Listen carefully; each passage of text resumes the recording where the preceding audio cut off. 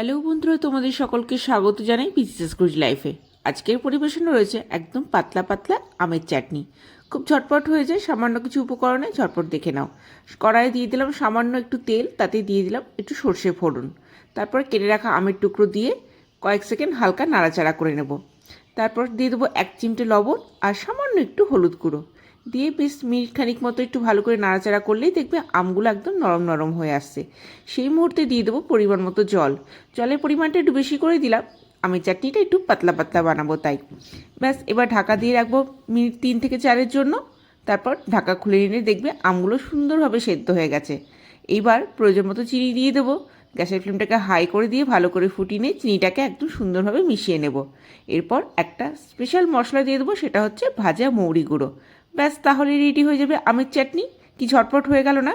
এই গরমকালে একটু ডাল ভাত বা মাছ ভাতের সঙ্গে শেষ পাতে এরকম চাটনি থাকলে একদম জমে যায়।